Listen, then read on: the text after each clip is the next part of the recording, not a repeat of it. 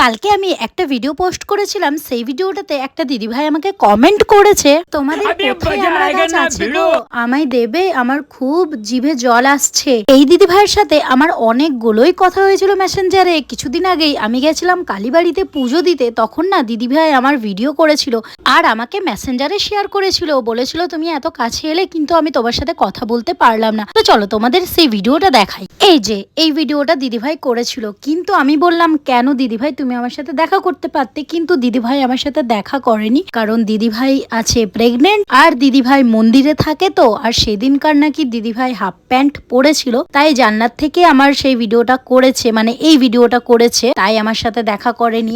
আমাকে বললো আমার অনেক মন খারাপ, তোমার সাথে আমি দেখা করতে পারলাম না। আর কি, সেটাই বললাম যে মন খারাপ করো না, আমি নেক্সট বার তোমার সাথে অবশ্যই দেখা করব। কিন্তু কালকে যখন আমি আমরার ভিডিওটা আপলোড করেছি যে মিশের বাড়িতে আমি আমরা দিতে যাব, তো সেই দিদিভাই যখন কমেন্ট করলো, তো ভাবলাম চলো দিদিভাই যখন প্রেগনেন্ট আছে তাহলে আমরাটা দেওয়া যাক। তো আমার ভাই এখানে আমরাগুলো পেরে নিয়েছে আর আমি বাড়িতে চলে এসেছি। আর দেখো এখন আমার মুখ চোখ কেমন হয়ে আছে, তাই ভাবলাম একটুখানি ড্রেসটা চেঞ্জ করে নিলাম, চুল টুল আঁচড়ে নিলাম, দেন তারপরে বসে পড়লাম আমরাগুলো প্যাকেটে ভরতে। আর আমি হাতের মধ্যে কি পরেছি বলো তো কমেন্ট করে। তো দিদিভাইয়ের ঘরে গেলাম, কি করলাম না করলাম সেগুলো তোমরা নেক্সট ভিডিওতে দেখতে পাবে। এই ভিডিওটা আর বেশি বড় করলাম না। টাটা, সবাই খুব ভালো থাকো, নেক্সট ভিডিওর জন্য ওয়েট করো। बाकी है, रुको जरा सबर करो।